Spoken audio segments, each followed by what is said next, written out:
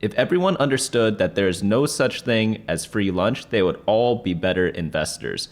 You have to be like one of the most naive people ever to think that there's such thing as free money. And that includes dividends, because people think dividends are God's gift to investing, which they aren't. They're nice, but they're not. Seriously, do you think money is that free, that it's that easy to do? There are honestly so many different people on Wall Street whose literal goals are to make money through the stock market. Do you really think that someone with all the credentials in the world spends all day trying to make money at a company with a group of other people doing the same thing, haven't figured out that dividends are good? Whereas you just found out through some YouTube short or TikTok short that dividends are good to invest in. Do you think that's like a fair comparison? You're probably gonna get priced out of all the good strategies that are commonly well known. I bet some people don't even know what priced out means. I, for one, own a few stocks with dividends and some without. I really do not care if a company gives a dividend. I care about the business instead, because that's going to be the most important thing at the end of the day, because investing is trying to find out what businesses are good for their price. We're going to go over the biggest myths surrounding dividends and dividend investors, because they're just some things that these people do that are just so illogical, and dividends are apparently the way to grow your finance YouTube channel, even though it's like not really the best thing to do. So you'll find out why. Typically, dividend investors think dividends are investment gains, which they are, but they think that companies without dividends are incapable of it. What? They also like dividends because it is steady income, even though they just reinvest the dividends into the same company anyways. You pretty much just got a forced tax event instead. Then during these dividend reinvestments, you have an extra transaction, so you lose fees on that, albeit they are very small, and sometimes your broker still makes money off you through stuff like payment for order flow. Most people nowadays watching YouTube looking for finance advice are not using the good brokers. They're using like the new ones that look cool and are all fancy, tailored towards Gen Z or millennial people. Guess what? Most of those brokers are like really horrible, and they are ripping most people off, but they don't even realize it's happening. Through DRIPs, which are dividend reinvestment plans, they actually tricked the passive investor to make a lot of transactions, even though they think they're being passive investors, because every time they get a dividend, they have one extra transaction to reinvest in the stock. And obviously this is much less than someone who's actively day trading, but it's still profit nonetheless that they've unlocked out of thin air. Dividend investors also like dividends because they like that they compound on each other, or that they think they compound on each other. But guess what? Companies without dividends also compound too. It's just in a different way. Let's look at Walmart versus Amazon. Amazon has no dividend, but they've grown so much every single year since they've started. Why do you think that is? They reinvest all the money they make back into the company because they think it'll make them even more money. Perhaps every dollar that they reinvest in themselves, they can potentially turn it into, let's say, $2. Walmart, on the other hand, does have a small dividend. What do you think that tells you? If they had a better opportunity, don't you think they would have kept that dividend instead and retained it in the company and reinvest in themselves if they could? They probably would. It would be very stupid to otherwise. If I could keep buying $2 for $1, I would do it forever. But guess what? That doesn't always happen. So most likely Walmart recognizes this, invests as much money as they can into positive NPV projects, and then give the rest out as dividends. Dividends only really make sense if a company has no better use of that dollar, such as Yahoo with their stupid acquisitions throughout all their years. Lastly, dividend investors think dividends are good because only high-quality companies give them, which for the most part is true. However, do you really think that it's that difficult to identify high-quality companies? Do you really think that, let's say, McDonald's or Coca-Cola is a low-quality company? No one in the world thinks that. Everyone thinks it's high quality and it's priced as such. Since everyone thinks it's such a good company, you're definitely gonna get priced out really quickly. Again, there's no such thing as free lunch. For every buyer, there has to be a seller. Some people think that buying stocks on their phone, they're just like clicking numbers or something like that. But when you buy a stock, someone has to sell it to you. It isn't created out of thin air. Well, actually, sometimes they are, but that's a topic for a different day, because the transactions that you do on your phone, there's a seller on the other side, and the seller could either be this guy or this guy. I'm hoping it's this guy. Another thing about dividends is that people love to look at the past to try to predict the future, even though that's like the #1 rule to like not do. Dividends used to work pretty well in certain periods, and then people overdo it, and then people are like, oh, they suck, let's not do it. And then they do it again because it starts sucking again. So it kind of goes in cycles. Just like every other strategy in the entire universe, there are going to be some up periods and there are going to be some down periods, but it generally averages out to be kind of the same. What I find so hilarious right now is that dividend investing has been popping up all over my feeds on all sorts of social media. And it's hilarious because they love talking about two ETFs, SCHD and JEPI.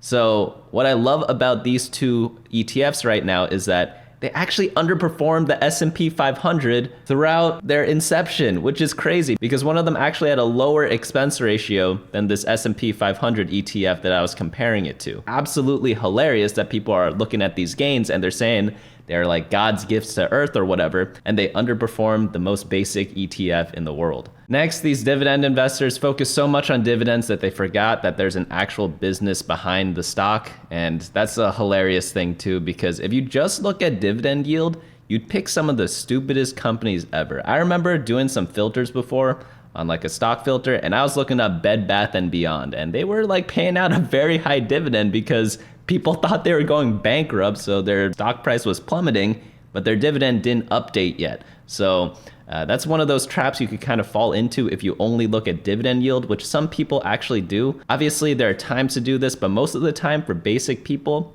it's not the time. Do not come. Do not come. I'm gonna come.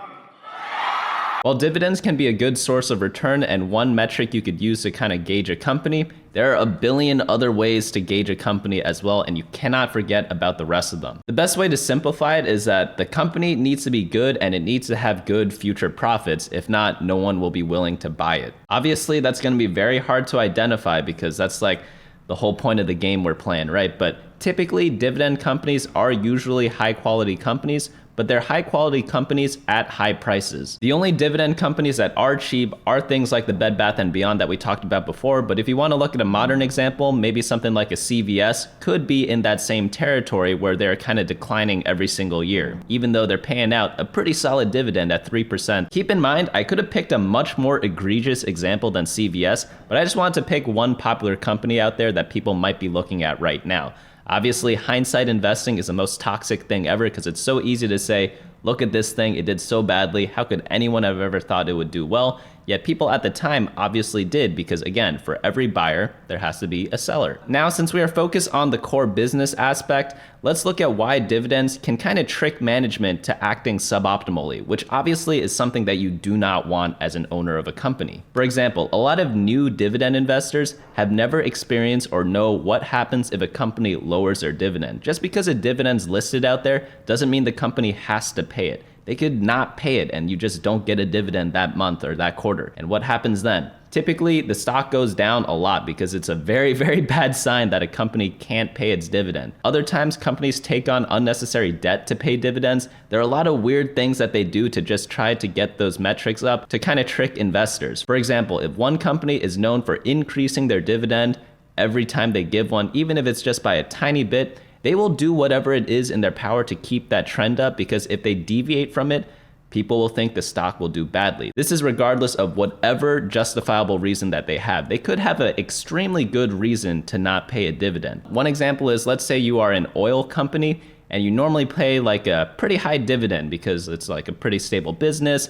You can kind of decently expect the profits. But let's say there's some oil field somewhere that just got discovered and the company already owned that property. So it's pretty much just like free money that you found in the ground somewhere. The only caveat is that you need to spend a ton of money to get that oil out of the ground by building all sorts of equipment. And the money that you need to invest in that project is actually the same amount of money that you're gonna give away next year in dividends. So what would you do? You could take on debt, but again, it's like kind of unnecessary debt sometimes.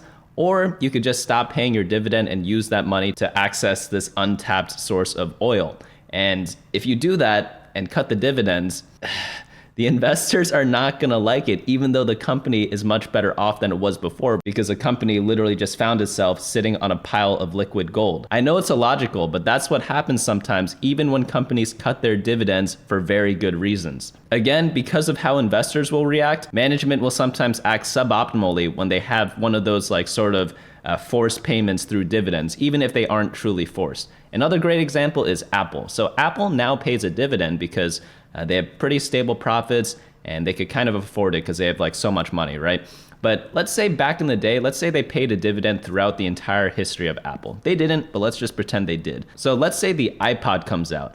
Would you rather have Apple continue to pay a dividend when the iPod came out, or would you rather have them invest that money in inventing the iPhone instead? If they invested $1 in the iPhone, that $1 could probably turn into maybe $2 or $10 really, really quickly because the iPhone turned out to be such an iconic product. Obviously, if a company cuts a dividend for a very good reason, a smart investor will not care, but a lot of the dumb ones do, which does affect the stock price, which affects management's bonus sometimes. So they tend to not do these things. And that's why I don't like companies with these types of forced payments, because it could lead to these awkward scenarios. Another reason why I do not like dividends is that it is a forced tax event. I mentioned this before, but literally if I just own a company with excess cash, oftentimes I invested in them because I believe in them. So if they keep that cash invested in themselves, I would prefer that than them giving it to me and having a forced tax event.